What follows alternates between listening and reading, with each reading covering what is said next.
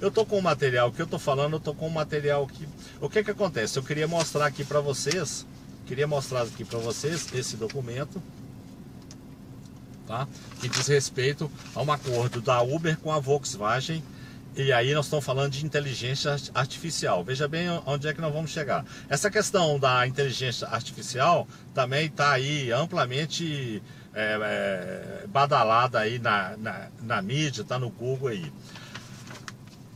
Inteligência artificial, veja bem, o Uber já encomendou 1 bilhão aqui de carros da Volvo. Então, veja bem, esse aqui nós estamos falando do carro sem motorista, que eu falei lá no vídeo, tá certo? E que esse negócio tá bombando. Eu queria mostrar uma outra matéria aqui, vocês vão desculpar, eu tenho que pegar o material aqui, que é a questão desse banco aqui, que é um banco japonês, tá? É o SoftBank, que é de um japonês bilionário, tá certo? O nome dele é Masayoshi Son. Tá aqui a foto. Vou mostrar aqui o título e vou mostrar a foto do carequinha aqui, que é um japonês bilionário. Então, esse nome Masayoshi Son e o outro nome, que eu preciso usar até meu óculos aqui, que é do Cheng Wei. O Cheng Wei é o CEO da Didi Chuxing, que é lá o chinês lá. Então, esse japonês, ele criou um fundo, e esse fundo tem lá um herdeiro da Arábia Saudita, tem o próprio Tim Cook, que é da Apple. Então, é só cachorro grande, é só nego bruto. Então, esse japonês criou um fundo, tá certo? E ele resolveu investir nessa questão da inteligência artificial ou inteligência da máquina, que é o carro sem motorista. Então, ele foi lá, eu tenho os valores aqui. Ele chegou pro chinês lá da Didi Chuxing e falou: eu quero ser sócio da sua empresa. Eu tô com dinheiro aqui, ele quer fazer investimento. Aí o chinês virou para ele, porque chinês tem rivalidade com o japonês e vice-versa. Um não gosta do outro, que não gosta do outro. Eu tô sempre buscando aqui em Confins, já busquei várias vezes passageiros chineses e japoneses, eu sempre converso com eles e eles se odeiam. Aí o japonês chegou pro chinês lá do Didi Chuxing e falou: eu quero investir na sua empresa. Ele falou assim: não, eu tô com 10 bilhões aqui na poupança, eu não preciso não, vai lá investir lá no Uber, no Lyft, porque o maior concorrente da Uber nos Estados Unidos chama-se Lyft. Eu não preciso desse dinheiro não. E ainda desdenhou ainda. Mas depois de muita conversa, ele pegou 5 bilhões de dólares. Então, esse japonês desse fundo ficou, então, agora esse fundo tem participação na Didi Chuxing. E ele deu uma entrevista, o japonês, esse Masayoshi Son, deu uma entrevista, tá certo? E nessa entrevista ele falou que ele queria comprar parte da participação da Uber. E ele comprou, então, 17,5% da Uber. Aí ele virou para a Uber e falou: eu tenho um dinheiro aqui, aí disponível para investimento, o mesmo argumento. E aí, resultado, o Dara, que é o executivo hoje, mais Joab Kalanick, foram lá e pegaram 9 bilhões de dólares. Então, o que é que esses caras estão fazendo? Esses caras estão chacoalhando o planeta Terra. O capital internacional está em franca movimentação, e esse movimento brusco, o que vai causar? Porque o que esses caras estão querendo? Estão querendo lá o carro sem motorista. Então, esse movimento brusco que eles estão fazendo vai agitar uma onda, e essa onda, nós estamos falando de um tsunami. Então, o tsunami vai chegar, tá? Ano que vem, no mais tardar em 2020, ele vai chegar lá primeiro, nos Estados Unidos, e vai simplesmente varrer todo mundo do mapa.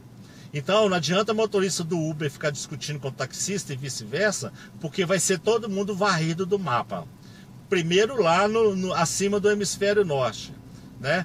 Porque o que acontece? Os motoristas do Uber nos Estados Unidos é quem? É africano, é hispano, indiano, né?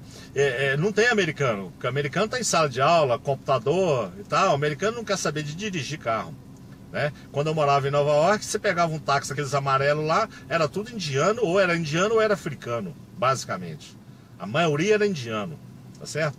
E o serviço já era tido como serviço ruim, e é por isso que o Uber entrou no vácuo dessa prestação de serviço deficitária que o táxi prestava, tá certo? Prestava para a população, isso mundialmente, né? No Brasil o serviço era terrível. Enfim, então, o que é que acontece? Esse tsunami vai vir, vai varrer todo mundo. Vai varrer todo mundo. A questão da adaptação aqui é porque nós temos área de risco, o que eles não têm lá. Então, favelas e tal, essas ruas, então certamente o carro vai vir, vai demarcar tudo isso e não vai permitir que o carro entre em determinadas ruas, avenidas, becos, etc.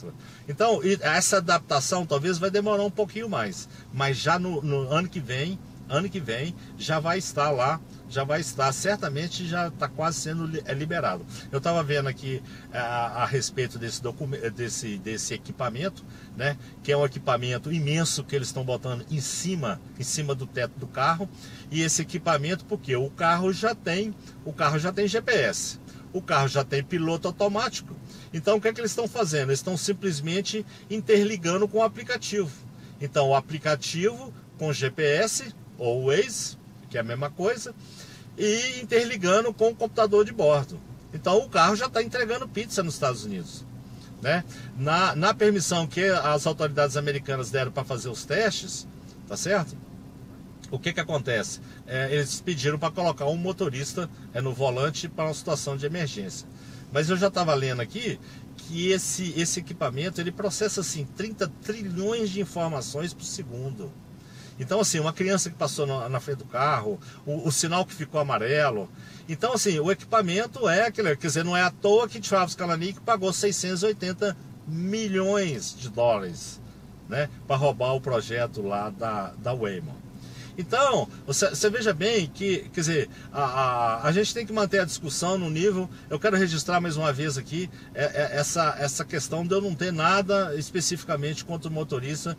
E eu achava que ao invés de brigar, a gente tem que saber aonde brigar e como brigar de forma diplomática. Então, eu estou usando o canal de fato porque eu estou aqui divulgando informações e discutindo com as pessoas. Achei bom as pessoas entrarem aí colocar lá, porque o camarada falou, porque meu pai foi taxista, nunca ganhou 10 mil. São números aleatórios. Se ele não ganhou 10 mil, ele ganhou 8 mil, ou ganhou 6 mil. O que acontece é que a renda caiu 50%. Isso aqui é mais importante, quer dizer, o taxista está perdendo. Tá certo? Assim como o motorista do Uber não está ganhando nada. O motorista do Uber precisa conversar mais com as pessoas. Tudo bem, tá todo mundo desempregado. O que eu falo? Que o que movimenta o Uber é uma combinação explosiva e maquiavélica de desemprego com recessão. Desemprego e recessão. O desemprego atrai o motorista e a recessão atrai o cliente. Ao invés dele fazer uma corrida de R$20 do táxi, ele vai fazer a mesma corrida 2 vezes por R$10 no Uber. Então, o passageiro ele dá um de bobo, quer dizer, tá todo mundo usufruindo, tá certo? Dessas benesses que o Uber tá dando. O Uber ajoelha com o joelho do motorista. Tá certo? Ele está rezando com o joelho do motorista, ele está fazendo cortesia com o suor e o sacrifício do motorista.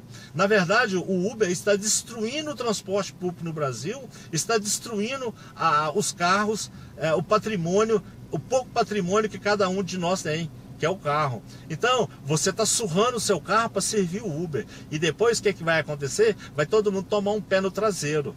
Então, essa questão aí do carro sem motorista, o que vai acontecer? É igual naquele filme, onde o assassino manda a vítima cavar a própria sepultura. Então, o motorista do Uber está cavando a própria sepultura. Se eu tivesse poder, eu parava o Uber, porque os motoristas que estão trabalhando e estão sustentando, é porque estão financiando esse projeto dele lá, para depois ele vir e dar um pé no traseiro de todo mundo. Vai dar um pé no traseiro de todo mundo. Então, se eu pudesse, eu parava, porque aí parava a fonte de financiamento, porque a Operação Brasil para o Uber é a operação mais importante fora dos Estados Unidos. porque nós temos um país, você imagina bem com quantas capitais, um país com dimensões continentais, a população que a gente tem. Então, aqui eles estão deitando e rolando. O Uber funciona onde? O Uber funciona em países corruptos como o nosso, né? Com legisladores incompetentes, fracos e corruptos. Então existe um complô, porque nós temos um Congresso Nacional corrupto, né? Ausente, que não está nem aí para os brasileiros, e aí deixa essa empresa chegar aqui sem regulamentação, sem pagar imposto e faz o que quer. E aí tem agora o Poder Judiciário que fica dando liminar aí para todo direito, igual deu liminar aí em São Paulo aí, quer dizer, o prefeito quer fazer as coisas, não pode. Aqui o Calil quer fazer também, eles vão, entra com liminar, tudo é liminar. Então o Poder Executivo está ficando de pé e mão amarrada, que não pode fazer nada. Então, você veja bem, e agora o que eles fizeram? Aí eles botam dinheiro na mídia, né? Fazem publicidade aqui, publicidade ali, e a mídia não abre espaço para ninguém falar mal de Uber. Falar mal ou falar o que quiser falar, porque eu estou documentado, eu falo mostrando documentos, números, dados. Eu fiz questão de corrigir a informação aqui, porque teve gente lá, a informação desse cara tá errada. Não, a informação não tá errada não. Algumas coisas tudo bem, o que estava lá que devia ser corrigido, eu fiz a correção aqui e me desculpei. Mas eu procuro pesquisar e procuro buscar a informação certa, informação segura. Então, esse complô, aí existe agora. Então, o que eles estão fazendo agora? Além de botar dinheiro na mídia, em publicidade, agora estão financiando as duas paixões do brasileiro, que é o carnaval e o futebol. Então, aqui em Belo Horizonte agora, eles deram dinheiro para a Belotur, que é a agência de turismo da prefeitura, para poder passar um mel na boca do prefeito, que é o Calil. E botou dinheiro no Cruzeiro, botou dinheiro no Atlético.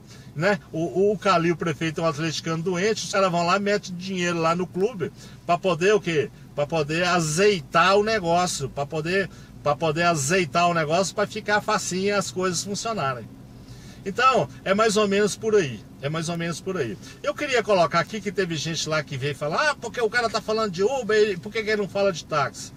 Eu queria esclarecer que eu sempre falo aqui em Belo Horizonte, né? Eu tenho muitos contatos aqui de taxista e motorista do Uber, etc.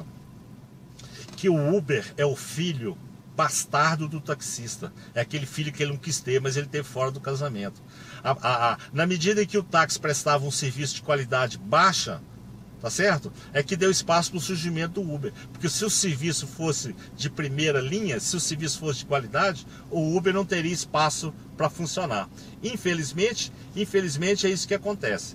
Então, a máfia que envolvia a licença do táxi, tá certo? É uma concessão, uma cessão de direito que o poder público dá para o cidadão criar sua família. Então, se Joaquim tem uma concessão, a concessão é dele. Se ele morreu, eu entendo que aquela concessão tem que voltar para o poder público. Apesar que aqui, pelo menos aqui em Belo Horizonte, algumas pessoas, alguns familiares entram na justiça e o juiz está dando a liminar. Então, com a liminar, eles conseguem manter essa licença no âmbito familiar. Aí o filho, a filha, chega lá, pega e usa aquela licença. Tudo bem, mas eu entendo que se ele morreu, aquela licença tem que voltar, porque tem que passar para outra pessoa que está viva e precisa sustentar a família. Jamais pode formar máfia. A licença não é, porque aí jogador de futebol, político, um tinha 100, outro tinha 200 licenças. Isso é um absurdo, mas é porque num país corrupto, né, as coisas não funcionam e permitiu que esse tipo de situação acontecesse lá no passado. Infelizmente, tudo isso acabou. E esse foi o único benefício que o Uber trouxe, de acabar com a máfia que vivia no contorno do táxi. Muito obrigado.